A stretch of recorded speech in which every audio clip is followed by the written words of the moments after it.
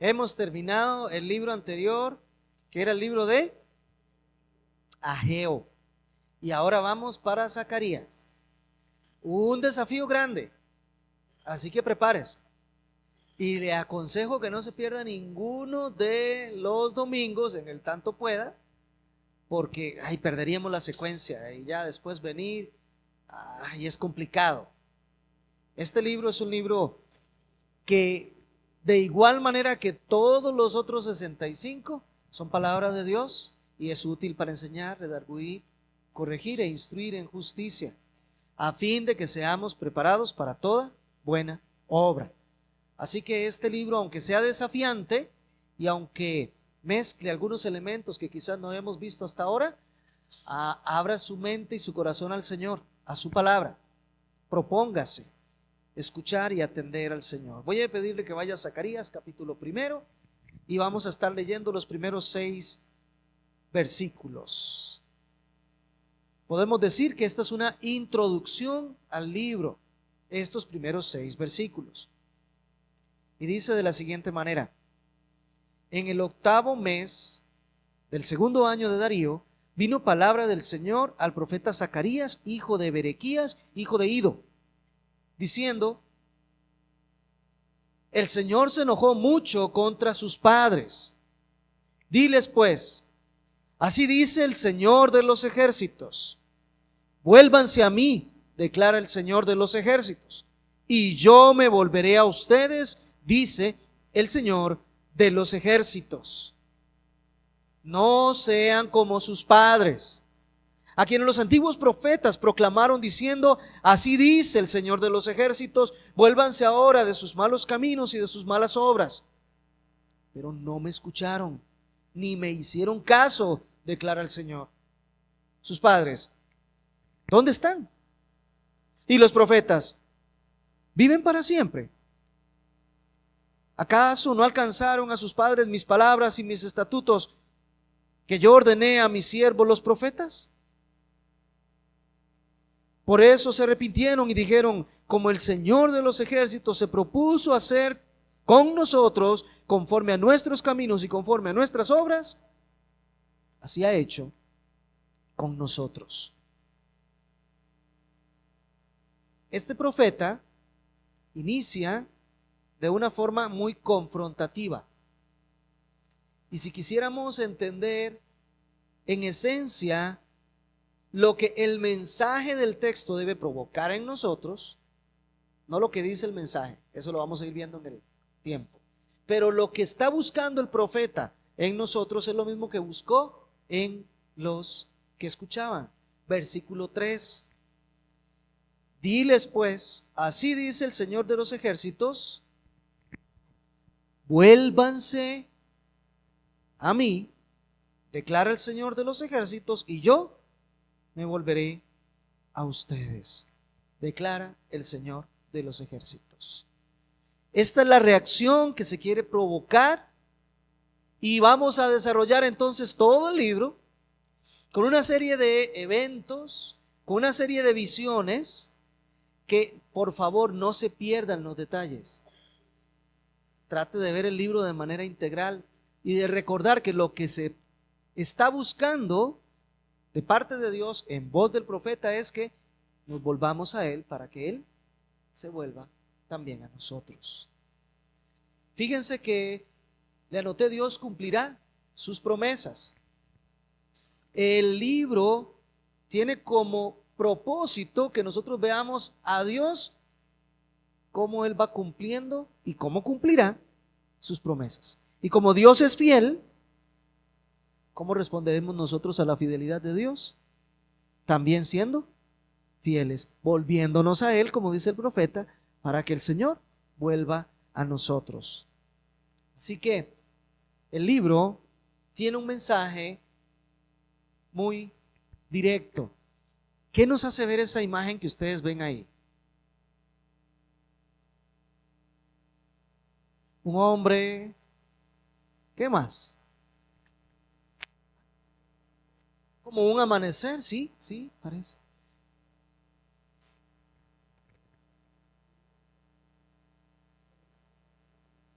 una visión está teniendo hacia el frente, ¿sí?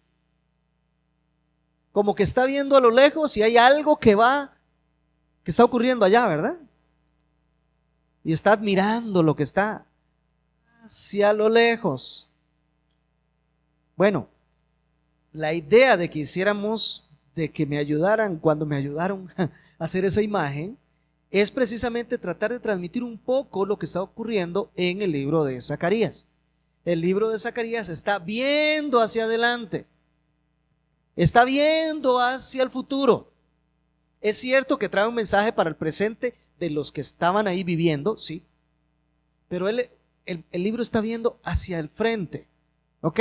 Algunas cosas que ocurrirían en la época de ese grupo que recibió el mensaje, pero cosas que ocurrirían después, cosas que ocurrirían más adelante, el futuro más cercano, exacto. Cosas que ya pasaron, pero todavía el libro va más allá. Imagínense qué visión la de este hombre, ¿verdad? Todavía va más para allá y ve hacia los últimos tiempos. Y ve hacia la venida de nuestro Señor Jesucristo en gloria, su segunda venida.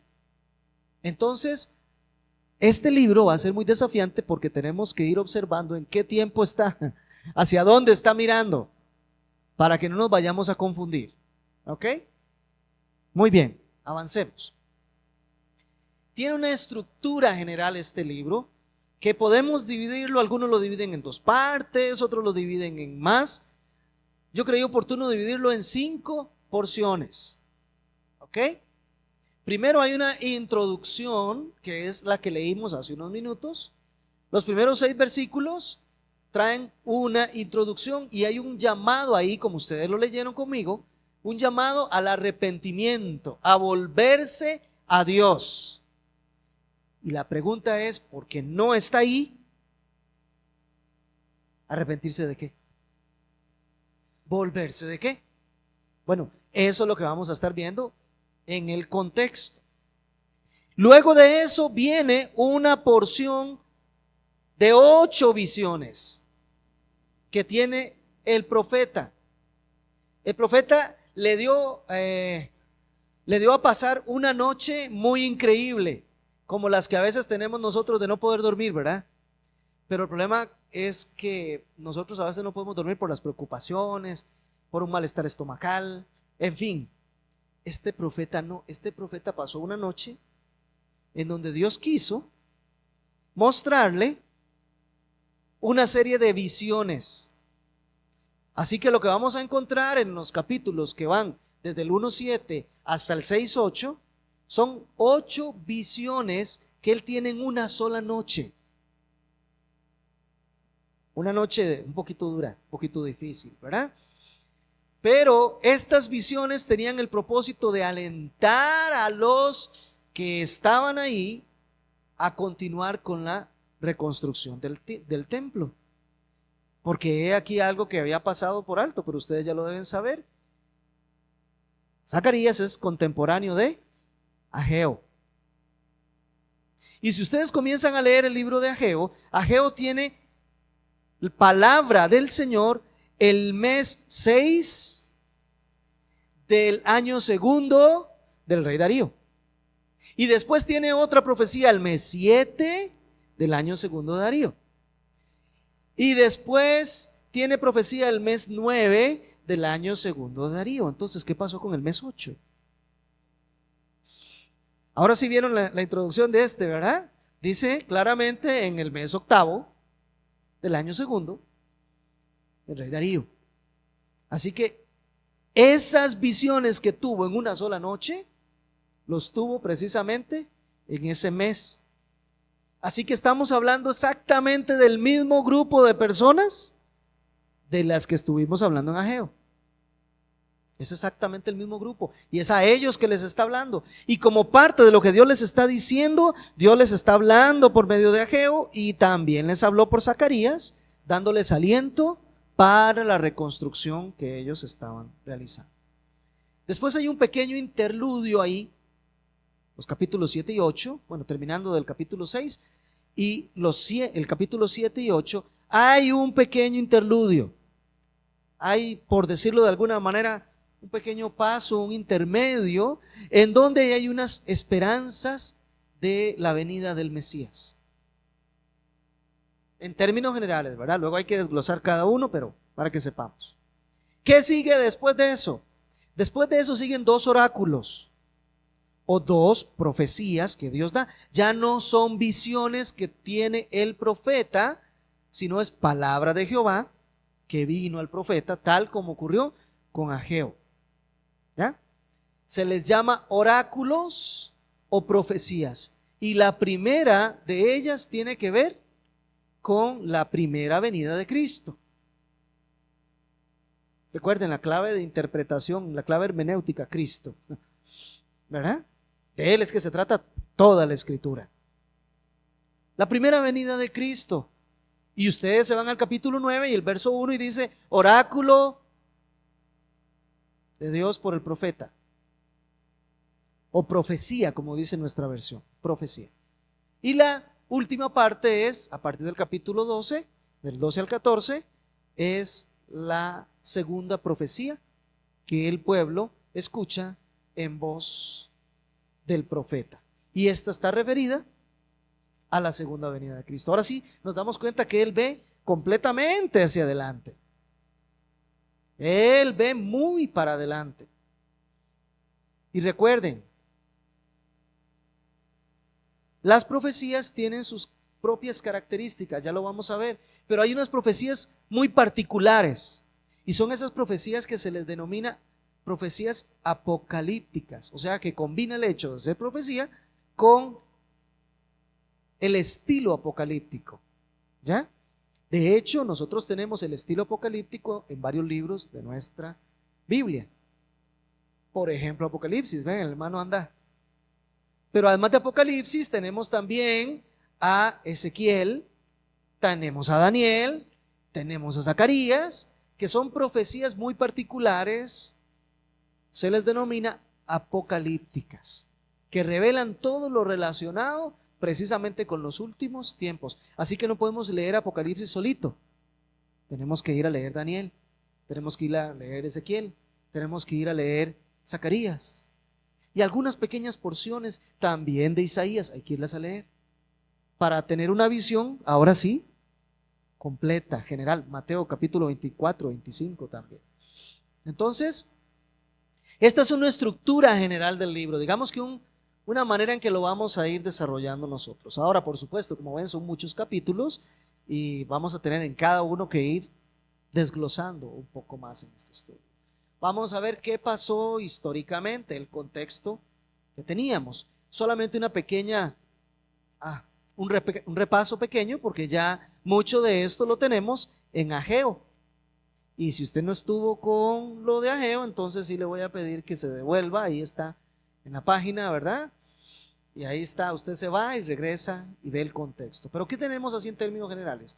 En el año 536, siendo Ciro el gobernador de Persia, permite que los judíos regresen. Y regresa el primer grupo, que se dice aproximadamente 50,000 personas. Venía con Zorobabel como gobernador.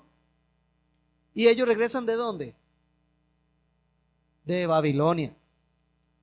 Persia ya conquistó Babilonia y ahora Ciro permite que los judíos regresen a Jerusalén. ¿Y a qué regresaron?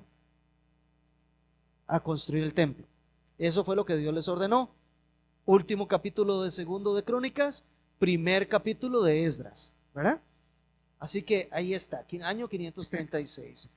Regresaron, comenzaron a construir, pero un par de años después cesó de construir. No siguieron haciendo la obra, se detuvieron. Bien, porque había oposición por un lado, sí, empezaron a oponerse, sobre todo los samaritanos. ¿Por qué se opusieron los samaritanos? Los del reino del norte, gracias, los del reino del norte se opusieron. ¿Por qué? Porque ellos querían participar en la obra y los de Judá, los del reino del sur que regresaron, les dijeron no. Además traían un gobernador que se llamaba Zorobabel, y eso no les gustaba.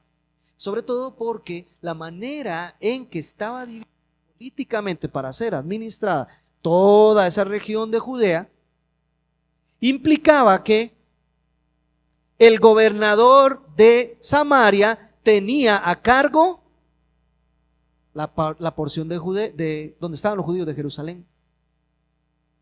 Entonces, ahora vienen un grupo de judíos con un propio gobernador, ya empiezan a tener problemas porque había otro que los gobernaba localmente, ¿verdad? Eso significaba que los impuestos de ese lugar ya no iban a venir acá, sino que iban a quedarse en el gobernador de aquí, por decirlo de alguna manera, políticamente también y demás. Entonces, por supuesto que se iban a encontrar oposición. Y entonces cesó la obra y cada quien se fue a hacer su propia casa, ¿verdad? Muy bien. ¿Ah? Lo que bien les parecía, dicen los reyes, ¿verdad?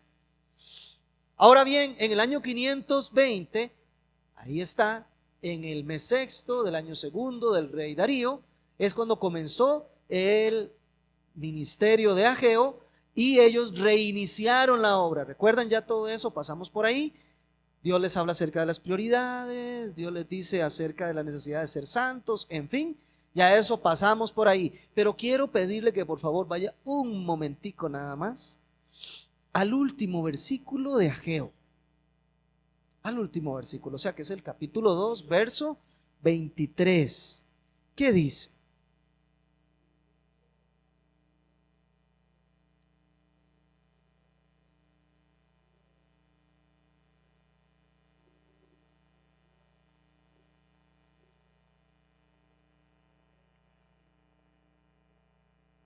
¿De qué nos está hablando entonces aquí el profeta? De que aquel día, este profeta Ageo también logró ver hacia un día en el futuro. En aquel día yo te tomaré a ti, Zorobabel, hijo de Salatiel. Eso para relacionarlo con el rey David, ¿verdad? Y serás mi anillo de sellar, mi siervo. Concluimos que se estaba refiriendo no a Zorobabel la persona, sino a quien él representaba, que era nuestro Señor Jesucristo, y que estaba viendo aquel día cuando el reino viniera y sería un reino eterno y ellos serían parte de ese reinado. También Ageo vio hacia el frente. Bueno, aquí tenemos al siguiente profeta que también está viendo hacia el frente, y la reconstrucción del templo era muy importante. Viendo lo que va a ocurrir hacia el final, la reconstrucción del templo es importante hoy. Sabiendo que viene un reino eterno, sabiendo que el rey eterno viene a establecerse, lo que hoy se hace es importante. Ahora, ¿y si ese templo que estaban construyendo se iba a venir al suelo? ¿Por qué era tan importante? De hecho, en la historia sabemos que el segundo templo, que se le llama el templo de Zorobabel, fue levantado y después, años después, vino Herodes y lo remozó, lo hizo más grande, pero en el año 70 el general Tito lo destruyó por completo, excepto el muro ese de los lamentos. Y uno dice, si no está en pie, ¿por qué era tan importante 450 años antes? No, 500 años antes, ¿por qué era tan importante levantarlo? Mirando con una perspectiva del futuro, allá donde viene el Mesías y viene a reinar, y como viene a reinar, pues tiene que tener un trono, y ese trono está en ese templo. Entonces, ¿por qué es tan importante levantar 500 años antes un templo que de todas maneras se iba a destruir 500 años después? Y aún así todavía no ha venido el Mesías a reinar. ¿Por qué es tan importante? Gracias. Ahí está el punto. Porque el templo levantado implicaba un lugar de adoración donde yo me encuentro con Dios en espera de su venida. Puedo adorarlo y glorificarle, puedo ofrecer sacrificios por mis pecados, puedo estar en comunión con Él. ahí está la presencia de Dios. Ahora quiero trasladar eso, sí, un segundito, ya le doy la palabra, quiero trasladar eso a nosotros hoy. ¿Por qué será importante que nosotros levantemos un templo cuando de todas maneras todavía falta un ratito?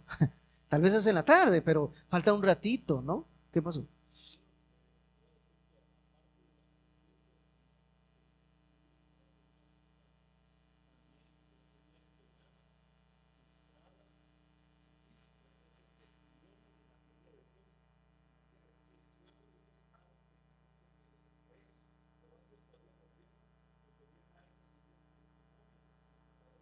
Amén.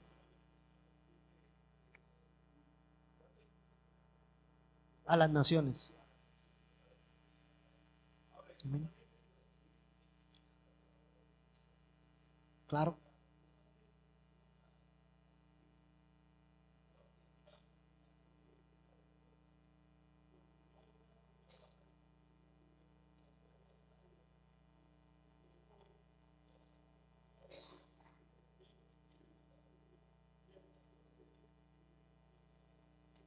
Amén.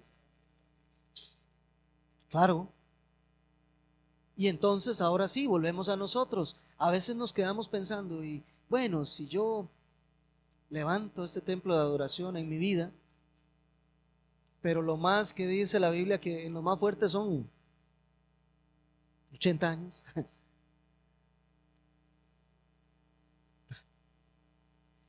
Y no sé si el Señor va a venir en ese tiempo. Y a veces nos ponemos a pensar en eso, ¿no es cierto?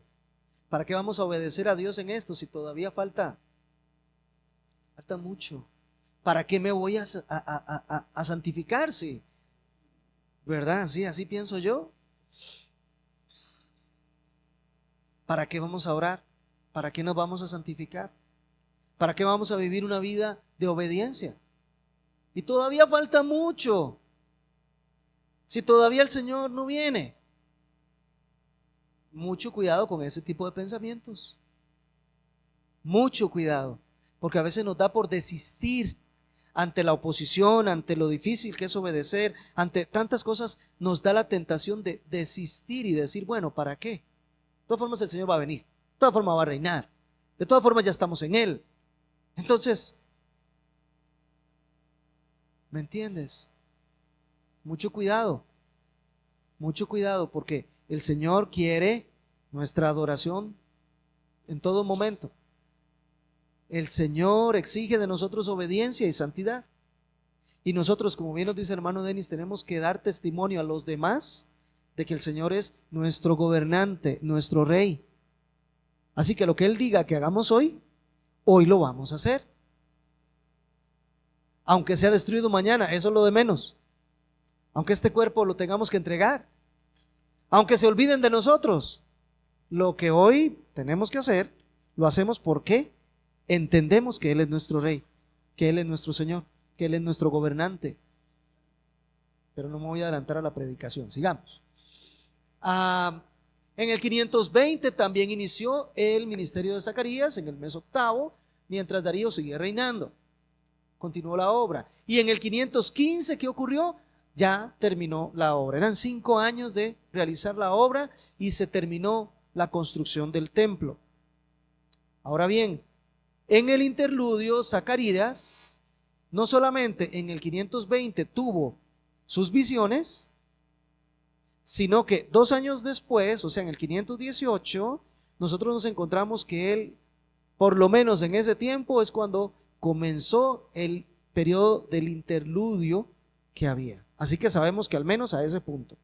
Algunos dicen que los 2 oráculos finales fueron en ese tiempo. Sí, ya le doy la palabra. Algunos dicen eso, pero no podemos asegurar que en el año 4 del rey Darío fue cuando recibió los oráculos. Es otra fecha que tenemos, pero la tenemos a la mitad, ahí en los capítulos 6 y 7. Pero no sabemos qué pasa en el capítulo 9 y en el capítulo 12 no está fechado. Algunos dicen fue en ese momento, otros dicen fue muchos años después. Se atreven a tirarlo hasta el 480, se atreven a tirarlo hasta el 450, o sea, 50 años, 60 años, 70 años después. No tenemos esa certeza, así que no vamos a afirmar algo que la Biblia no afirme. Lo que sí decimos es que al menos para el 518 todavía seguía predicando Zacarías. Sí.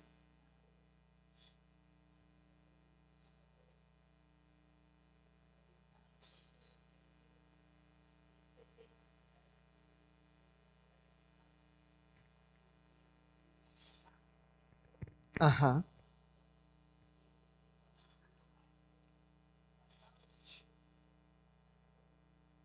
Ujú.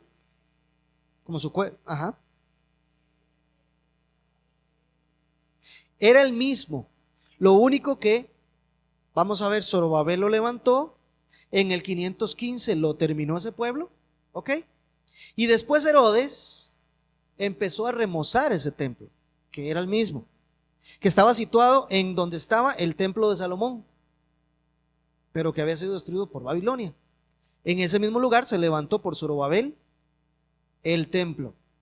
Pero para el primer siglo, Herodes, bueno, un poco antes, Herodes había comenzado a construir o a hacerle los muros externos y a remozar ese templo, y por eso habían tardado todos los años que habían tardado, porque lo que estaban era remozando ese mismo templo.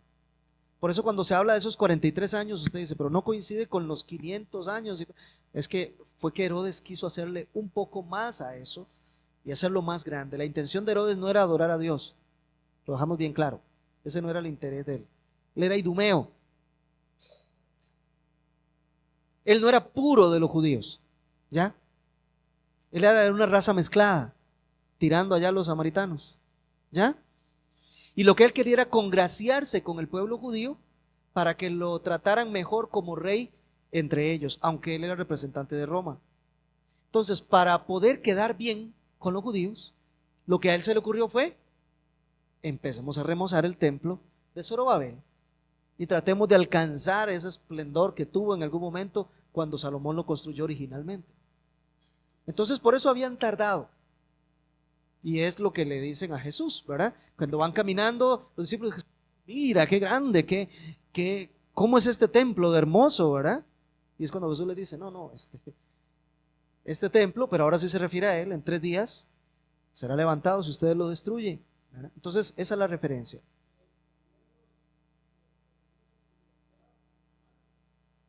Un sector, recuerda que los judíos tenían facciones. Los herodianos eran los que se congraciaban, pero habían otros que no querían absolutamente nada con ellos, ¿verdad? Entonces, era un tema ahí de política del primer siglo, ¿verdad? Ok. Entonces, pero aquí devolvámonos antes del primer siglo y otra vez al año 500. Muy bien. Ahora bien, avancemos un poquito acá, pero es bueno conocer esos detalles. Vamos, decíamos que este libro nos va a presentar 2 grandes desafíos. Uno, el tema de las visiones y cómo se interpretan las visiones. Y segundo, 2, las profecías y cómo se interpretan las profecías. Así que vamos con el primer tema, las visiones. Las visiones, cuando ustedes las revisan, ustedes van a ver que ahí hay muchos símbolos. Por ejemplo, a partir del verso 9 del capítulo 1, ustedes se van a encontrar un caballo alazán y se van a encontrar alguien que lo montaba, y después se encuentran otros caballos de otros colores, un caballo blanco y ¿cómo se llama el otro? Los overos, exacto. ¿Qué colores overos? Se los dejo de tarea. Pero se van a encontrar símbolos. Después van a ver 4 cuernos. Son símbolos. Van a ver 4 carpinteros que destrozan los cuernos. Símbolos. Ayer Pamela se reía porque decía que, y esas mujeres que tienen alas y que vuelan y llevan un efa, y dentro del efa lleva una mujer, y esa mujer, no solo la mujer va dentro del efa, sino con un poco de plomo. Y entonces, a ver, son símbolos. Un rollo volante, son símbolos, ¿ya? Es decir, no es que vamos a estar viendo cuernos, si es que se van a presentar cuernos y van a venir unos carpinteros y van a estar... A ver, entendamos, hay que interpretar estos símbolos. Quiere decir que hay detrás del símbolo un mensaje en la realidad. Esto es siguiendo siempre el concepto de la interpretación literal. Nada más que, ¿qué es lo que pasa? Cuando llegamos a estos símbolos nos damos cuenta que no nos quieren dar a entender lo que nos dice el símbolo, sino lo que hay que interpretar de ellos. Es una forma de comunicación que, sencillo, Dios escogió que fuera así. ¿Ya? ¿Nos queda claro? No se lo inventó el profeta o el vidente. Fueron cosas que vio. Como vio también Juan en la isla de Patmos. Él vio y escuchó. Entonces son símbolos. Tenemos que tener cuidado a la hora de interpretarlos. En ocasiones un símbolo puede indicar una cosa, pero en otras ocasiones puede indicar otra cosa. Por ejemplo, hablemos en la Biblia del león. ¿Qué simboliza el león? Ah, depende, dice el hermano. Ya se fue adelantado, bandido. Si hablamos del león de la tribu de Judá, ese es un tipo de león. Pero si hablamos de un león rugiente que anda buscando a quien devorar, ese es otro león muy distinto, ¿verdad que sí? Entonces a veces los símbolos pueden significar una cosa, pero en otro contexto podría significar otra cosa. Y tenemos que tener mucho cuidado a la hora de interpretar. Y usted me va a decir, hermano, ¿cómo hacemos entonces para saber qué simbolizan? Ah, mire, es muy interesante, pero el mismo Dios da la explicación de qué simboliza. Muchas veces es tan claro como cuando llegamos a Apocalipsis y nos damos cuenta de los 7 candeleros y el Señor llega y nos dice, y estos 7 candeleros son las 7 iglesias. Ah, ya sabemos qué simbolizan. No tenemos que andarle buscando por ahí a ver qué se nos ocurre. No, Dios nos explica. A veces Dios nos lo dice directamente, a veces el mismo contexto nos da a entender a qué hace referencia, ¿sí? Pero tengamos mucho cuidado, los símbolos no son para echar a andar la imaginación a ver qué se me ocurre, a ver qué encuadra. No, por favor, tengamos mucho cuidado con los símbolos, ¿sí? Ella misma es la primera norma de interpretación, ¿verdad? La palabra interpreta la palabra, pero otra vez con mucho cuidado. Si te topas a un león, verifique cuál es, porque si usted se va a otros textos de la Biblia podría interpretar mal a ese león, ¿verdad? Tenemos que tener cuidado porque a veces, insisto, los símbolos interpretan o implican una cosa u otra distinta. Pero sí quiero que tengamos cuidado, nos sujetamos al texto, lo que el texto nos dice. En ocasiones es cierto, ese símbolo no lo entendemos ahí, sino que lo entendemos en algún otro de los libros de la Biblia. Por ejemplo, usted se va a Apocalipsis otra vez y te hablan de la serpiente antigua. ¿Y dónde encontramos esa serpiente antigua? La encontramos en Génesis. Entonces estamos usando un simbolismo que se usó en otro libro y entonces no lo encontramos en el mismo libro, lo encontramos en otro. Pero es segura la interpretación precisamente porque el libro nos está diciendo la serpiente antigua. Y vemos que las características de esa serpiente allá son exactamente las mismas características que la serpiente de Génesis. Entonces logramos identificar el símbolo. ¿Sí, hermana?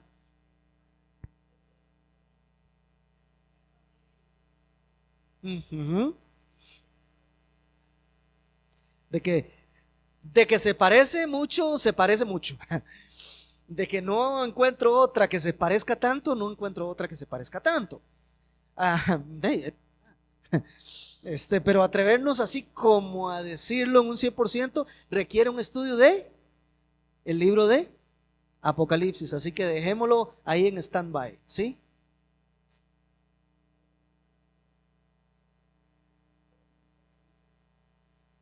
En algunos símbolos a veces hay que, y por eso otra vez escuchemos, verifiquemos con las escrituras y nos daremos cuenta cuál es la interpretación, ¿sí, hermano?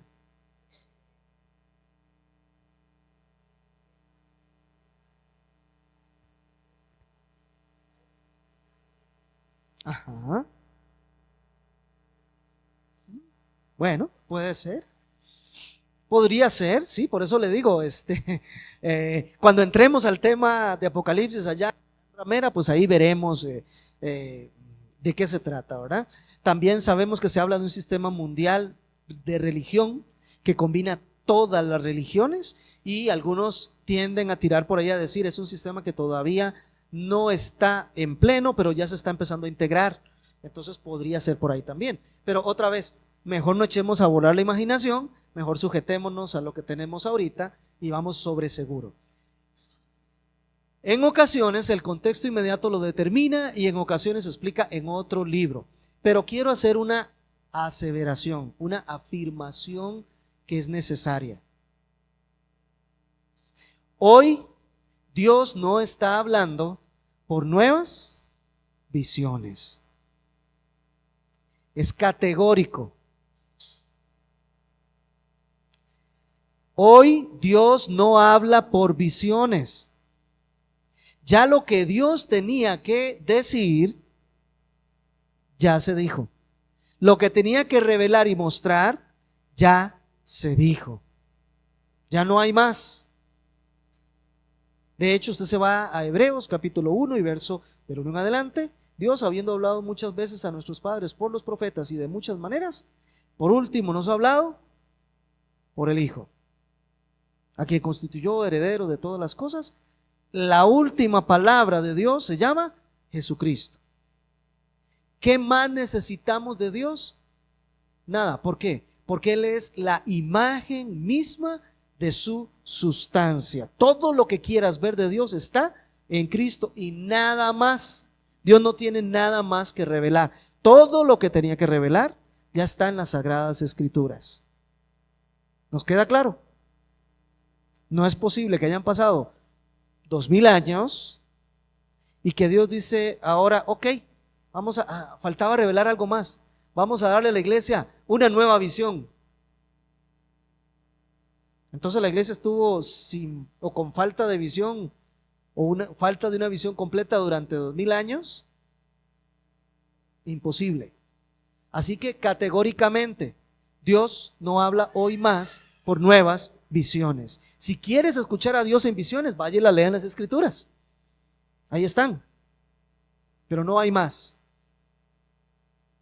Es que yo, hermano, anoche vi que unos caballos, alazanes y unos overos y todas estas cosas. ¿Quién sabe qué película estabas viendo antes de dormir? Pero el punto es, ya Dios no habla más visiones. Así que no podemos admitir cuando alguien se para y dice es que tuve una visión de Dios para la iglesia, que va a pasar, que va a ocurrir. No. ¿Ya? ¿Nos queda claro? Perfecto, qué dicha, porque siempre es bueno dejarlo claro. Ya Dios, habiendo hablado muchas veces a los padres por los profetas, estamos leyendo que habló a los padres por los profetas de muchas maneras, ¿ok? Pero ya lo último fue ya una realidad, Dios con nosotros.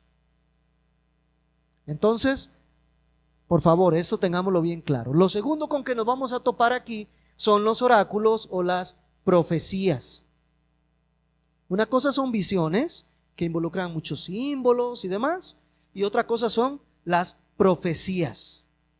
Bueno, ya no nos tiene que asustar tanto porque ya vimos a Geo, ya vimos algunas profecías, pero aún así es necesario recordar que aquí aplicamos la misma regla de oro, una interpretación literal, histórico, gramatical y cultural. ¿Cómo funciona? Primero vemos qué fue lo que Dios les dijo a los que estaban ahí, qué sentido había para ellos, qué verdad hay detrás de eso de manera universal para todos nosotros, y ahora sí, eso es lo que traemos para nosotros. ¿Ya? Interpretamos la profecía bajo el principio histórico-gramatical, sí, teniendo como bien claro que la interpretación de la Escritura es por medio de la Escritura. Dios nos habla y Dios nos interpreta. Dios nos dice, Dios nos aclara. De hecho, si ustedes se ponen a ver el gran comportamiento de Dios, ha sido durante toda la existencia de la humanidad revelarse, darse a conocer, darse a saber quién es Él. Por eso creó los cielos y la tierra, por eso nos creó a nosotros ahí, para que en eso lo viéramos a Él, viéramos sus atributos. Nadie está exento de ver los atributos de Dios. Todo lo vemos. Y después, por escrito, y de tantas maneras, y por último, vino Él a estar con nosotros, para que lo viéramos completo. Así que Dios está en el negocio de revelarse. Nosotros estamos en el negocio de observar su revelación, aprender, estudiarla y ponerla en práctica. Saber quién es Él. Pero entonces Dios siempre ha querido revelarse. Así que Él lo hará en las Escrituras. Y la profecía es una manera de que Él lo revela. ¿Ya? Casi todas las profecías se relacionan con uno de 4 eventos. Casi todas, y me refiero a las que hablan acerca del futuro, hablan uno de 4 eventos. Uno, la primera venida de Cristo. Mucho en el Antiguo Testamento tiene que ver con la primera venida de Cristo. 2, el fin de los tiempos. Jesucristo habló del fin de los tiempos. Pablo habla del fin de los tiempos. Los profetas hablan del fin de los tiempos. Tercero, la segunda venida de nuestro Señor Jesucristo. Muchas profecías hablan de la segunda venida de Cristo y por eso no podemos compaginar cosas que pertenecen a la segunda venida con las que pertenecen a la primera venida. Y a veces, si no sabemos interpretar bien, podríamos estar cometiendo un grave error, creyendo que el Señor hizo cosas o logró cosas con su primera venida que realmente ocurren cuando Él venga otra vez. Por ejemplo, cuando Él venga otra vez, y aquí entramos al cuarto punto, el reinado universal del Señor, el milenio, dice que habrá un reino donde la justicia y la paz van a ser la regla que se cumpla en todo momento. Eso es claro. Algunos interpretan que Cristo en su primera venida logró un reino de justicia y paz en la práctica ya, en la materialidad. Solo que eso nada más ocurre en la iglesia, no en el mundo, sino en la iglesia. En la iglesia Jesús reina en justicia y paz. En el mundo no. Entonces no es tan universal el reinado de Cristo, ¿verdad? No es como tan en toda la tierra. Y además le pregunto un poquito más. ¿De verdad que la iglesia vive en justicia y paz? Lo que usted conoce de la iglesia, lo que yo conozco de la iglesia, ¿vive en justicia y paz completa? ¿Todos en plena obediencia al Señor? Me parece que no. Así que no podemos asignar cosas que pertenecen a la segunda venida como que fueran las que corresponden a la primera venida. Respeto mucho a los hermanos que lo piensan así, por supuesto. Pero no, yo no lo veo. No corresponde a lo que la Biblia describe. Entonces tenemos que tener muchísimo cuidado cuando se está hablando de la primera y cuando se está hablando de la segunda. Sobre todo porque a veces los profetas ingresan en una y salen a la otra y regresan y después siguen con lo que corresponde a su tiempo y después vuelven a ingresar luego a la otra y se quedan en una, y a veces eso hace que uno se pierda un poquito en el camino, ¿no es cierto? ¿Sí?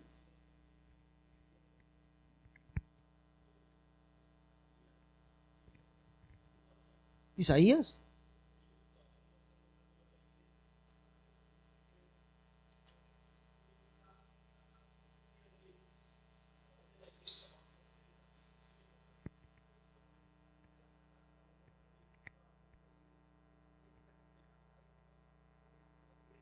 Ujú. Es un misterio para ellos.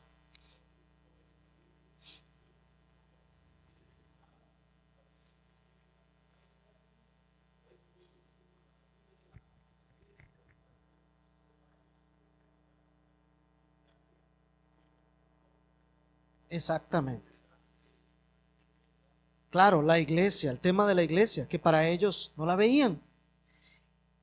Y un ejemplo de esto solamente, cuando Jesús inicia su ministerio, nos dice Lucas capítulo 4, que Jesús fue a la sinagoga y le dieron a leer el rollo del profeta Isaías. Y él leyó lo siguiente, capítulo 61. El Espíritu del Señor Dios está sobre mí, por cuanto me ha ungido el Señor para traer buenas nuevas a los afligidos. Me ha enviado, para enmendar a los quebrantados de corazón, para proclamar libertad a los cautivos y liberación a los prisioneros, para proclamar el año favorable del Señor. Ahí donde está la mitad del versículo 2, el Señor Jesús cerró el rollo y dijo: esto se ha cumplido ahora delante de ustedes, dando a entender que todo lo que decía ahí lo decía Dios acerca de él. Pero ahí cerró el rollo, dando a entender que todo lo que se ha dicho ahí se cumplía en su primera venida. Pero si usted sigue leyendo el versículo 2 de Isaías 61, ahora viene lo que se va a cumplir después. Y el día de venganza de nuestro Dios. Todavía no ha llegado el día de la venganza de nuestro Dios, que eso tendrá lugar hasta la segunda venida. Por eso Jesús cierra el rollo en ese punto en particular, para dar a entender que lo que se ha cumplido ante los ojos de ellos era lo correspondiente a la primera parte. Pero Isaías lo vio todo seguido y él fue escribiendo y no notó ese salto que había ahí. Entonces, por eso es que tenemos que tener muchísimo cuidado a la hora de interpretar las profecías. Tenemos que ir bien claro, despacito, cotejando las escrituras. Y aquí hay algunos elementos que tomamos en cuenta para las profecías. Por ejemplo, debe considerarse la perspectiva que tenía el profeta en ese momento. ¿Qué era lo que el profeta estaba viviendo? ¿Qué era lo que el profeta estaba pasando? ¿Cuál era el mensaje que Dios estaba viendo? ¿Y en qué momento está hablando el profeta? ¿En qué momento lo está diciendo? Esto es importante. ¿Qué perspectiva tenía el profeta? Todavía estaban bajo el antiguo pacto. No estaban bajo la realidad del nuevo pacto como nosotros. Ni siquiera lo veían exacto. Jeremías fue el que habló allá de que vendría un nuevo pacto, pero ellos no estaban muy claros de qué se trataba, porque Dios iba revelando conforme iban teniendo la capacidad de comprensión. Ya para nosotros hoy todo está revelado. Tenemos capacidad de comprensión de todo. Que somos perezosos para comprender es otro tema, pero tenemos capacidad para eso. Sin embargo, ellos todavía iban viendo parcialmente las cosas.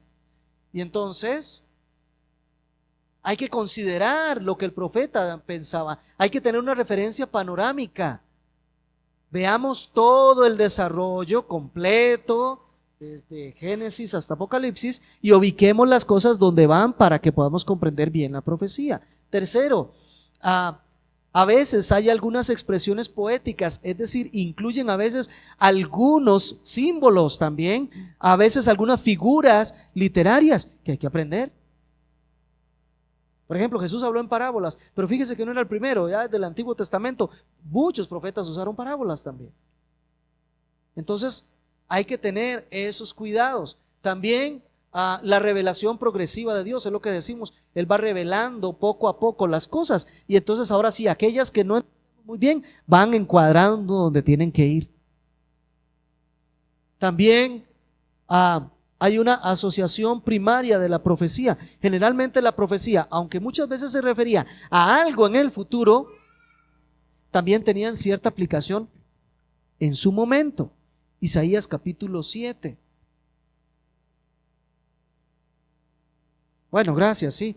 Primero tenían una aplicación primaria, pero luego tenían una aplicación más allá.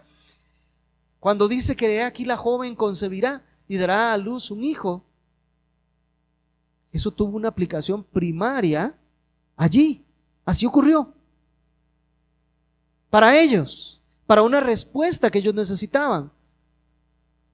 Pero luego sabemos que eso es aplicable precisamente a María y al nacimiento de Cristo. Es por ello que muchas veces hay un cumplimiento parcial de la profecía, pero a veces ya habría un cumplimiento más pleno o lleno. o un cumplimiento doble, dicen algunos, ¿verdad? Hay profecías que tenían un cumplimiento ahí cercano, pero después iba un poco más allá, algo mucho más grandioso, algo mucho más amplio. Entonces, estas cosas hay que tomar en cuenta, y sobre todo esto último. Si Dios, y no es que lo dude, lo afirmo, si Dios escribió toda la escritura, el Espíritu Santo la guió, no se va a contradecir. Todo tiene que ir en un alineamiento perfecto. Y cuando encontramos contradicción, ¿dónde está? En nosotros, no en la escritura. Nos hace falta estudiar más, porque la mente de Dios es una. Él escribió todo y lo tiene todo determinado. Entonces Él no va a contradecir. Hablemos un poquito de ese hombre, Zacarías. Es cierto que Zacarías es un nombre muy común. Había muchos Zacarías. En el Antiguo Testamento hubo muchos Zacarías. Y algunos, como hubo muchos Zacarías, entonces quieren sacar deducciones que no. Centrémonos en el libro.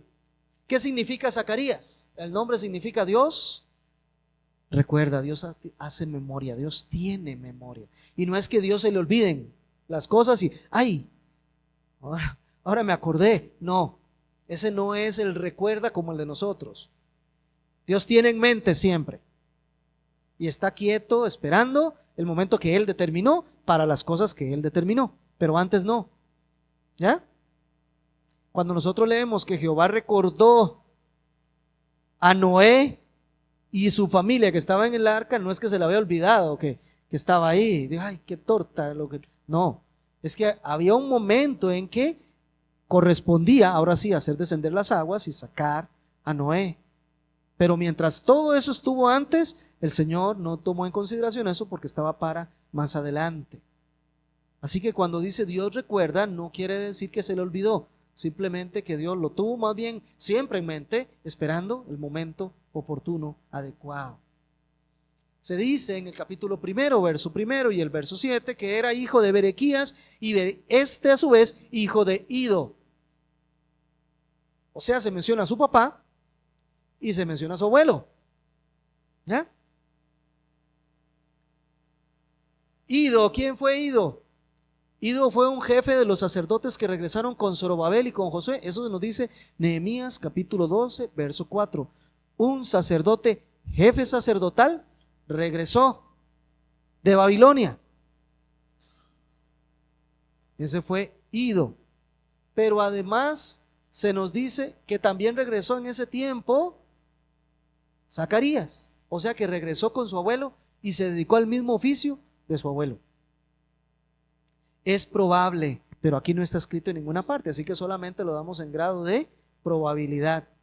Que, por supuesto, si el abuelo fue sacerdote y jefe sacerdotal y el nieto llegó a ser sacerdote, es muy probable que el que estaba intermedio, Berequías, también fue sacerdote. Es probable. Y no era Ido cualquier sacerdote, era jefe de una casta sacerdotal.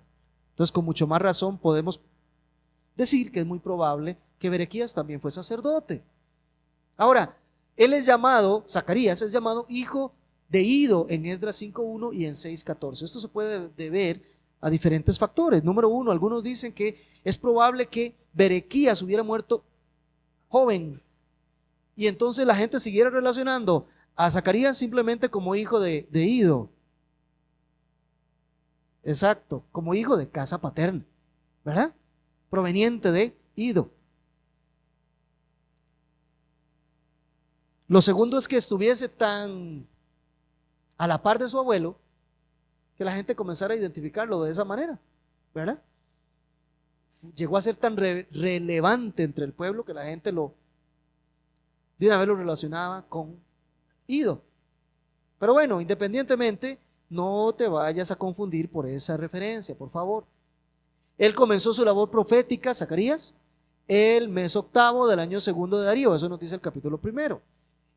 Y se presume que él todavía era un hombre joven por la referencia que aparece en el capítulo 2, verso 8. Se presume que cuando él comienza su labor profética, él era un hombre joven. Así como se presume que Ageo era un hombre adulto. ¿Y por qué, hermano, se presume eso? Ah, qué bueno que lo preguntó. Qué buena pregunta. Ageo, ustedes lo vieron, él es un hombre completamente directo. Él le dice de entrada a la gente: ustedes han abandonado la casa del Señor y cada quien está haciendo sus construcciones de su casa. Él, ¿verdad?, sin anestesia, de una vez condenó la actitud de la gente, pero sobre todo el comportamiento de la gente. Es decir, era un hombre que no tenía temor al hombre. Le tenía que decir lo que le tenía que decir y se lo decía. Eso normalmente pasa, digo normal y generalmente pasa, en que en las personas que empiezan a perder el temor al hombre, porque empiezan a ganar el temor a Dios. Y esto es algo, funciona muy, ¿qué podemos decir? Funciona a la inversa siempre. Entre más temor al hombre tienes, menos temor de Dios tienes. Y si Dios te manda a decir algo, probablemente por el temor al hombre tan alto, no lo vas a hacer. Por eso somos desobedientes. O lo vas a hacer a medias o lo vas a hacer después, porque tienes temor al hombre muy alto. Pero entre más sube el temor a Dios, más desciende el temor al hombre. Y entonces voy a ir a decirle a los hombres lo que Dios dice y no me importa lo que ellos digan o hagan, cómo lo tomen, qué piensen. Digo lo que tengo que decir porque tengo temor de Dios. Entonces pareciera que coincide en esa madurez, en caminar con Dios, se afirma el temor a Dios y se pierde el temor al hombre. En cambio, en este caso, Zacarías, es cierto que comenzó bien fuerte, tal vez motivado precisamente por Ageo, los 2 meses anteriores. Pero después de ahí entra en un idioma un poco menos confrontativo, aunque siempre hay exhortación, pero un poco más tranquilo, lo cual podría coincidir con la referencia del capítulo 2, verso 8, de que él era joven. ¿Ah? ¿Sí? ¿Sí? ¿O lo anoté mal? Si no lo Ah.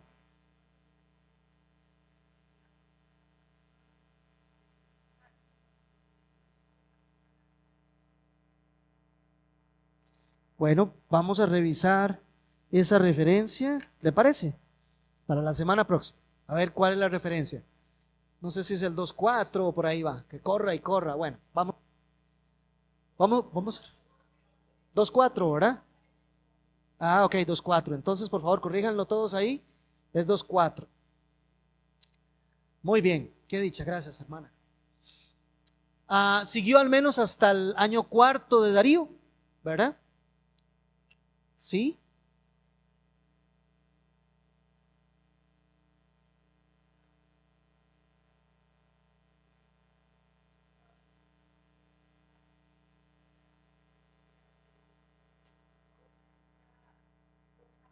Claro.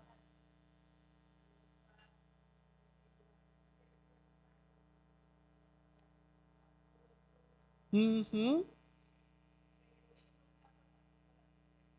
Por supuesto. Era la forma que Dios quería que hablara. Es probable. Ujú.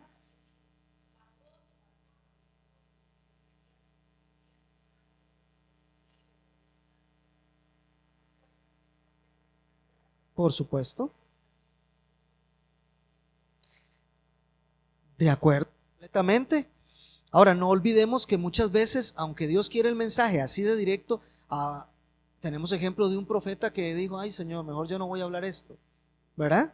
Mejor me voy para otro lado, y tomó una decisión, ¿verdad? Pero está escrito. Así que sí, por supuesto, la soberanía de Dios está por encima siempre de que todas las cosas sucedan y que su mensaje llegue tal como Él quiere que llega. Pero esa es una referencia que hacíamos de que precisamente tiende a ser un comportamiento, digamos, del joven, y tiende a ser un comportamiento de la persona más adulta, y entiéndase, no tanto en edad, sino en comunión, en madurez, en comunión con Dios, ¿verdad?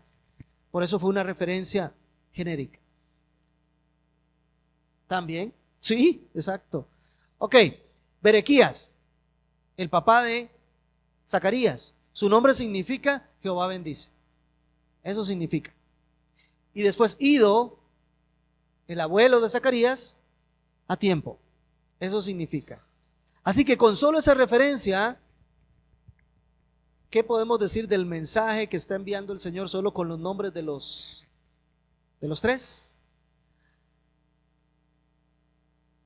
Jehová recordó y bendijo a tiempo, o a tiempo Jehová bendijo e hizo memoria.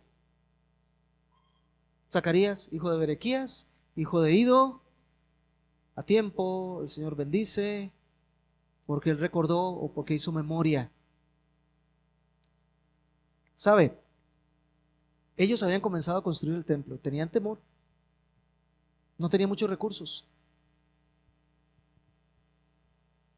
El Señor les llama la atención precisamente por su falta de obediencia, por su falta de santidad. Y en medio de que son completamente indignos, Jehová dice, aunque ustedes son inmundos, yo voy a bendecirles. En este tiempo donde les está yendo mal, donde no merecen la bendición, a tiempo llegó el Señor para bendecirles. Y ese es un mensaje tremendo, porque en nuestras vidas sucede exactamente lo mismo. Por eso comenzamos cada domingo diciendo, Dios es bueno y para siempre su misericordia. Tenemos su bendición no por merecerla, porque Él es bueno, porque Él recuerda bendecirnos en este tiempo. Y es la forma en que se introduce a través de los nombres este tema. Por eso termino, gracias por la paciencia. Decíamos que en 5 partes íbamos a estudiar este libro. Miren, lo primero es donde hay un saludo, bueno, una identificación más bien del profeta y una exhortación. Eso fue lo que leímos. La segunda parte son visiones de una sola noche. Tuvo 8 visiones el profeta. Hay un interludio donde hay una coronación de Josué como el sumo sacerdote. Vamos a ver qué significa. Hay una aclaración sobre aspectos que tienen que ver con el verdadero ayuno, el que Dios aprueba. Y finalmente hay una profecía de salvación en el futuro. Luego vamos a ver el primer oráculo que tiene que ver con la primera venida de Cristo y cómo se predice que el pueblo lo va a rechazar. Y después una segunda profecía oráculo que es cuando es la segunda venida de Cristo y ahí nadie lo puede rechazar. Va a gobernar porque va a gobernar. ¿Ok? Entonces, amados hermanos, quedamos así para la semana próxima. Que Dios nos bendiga.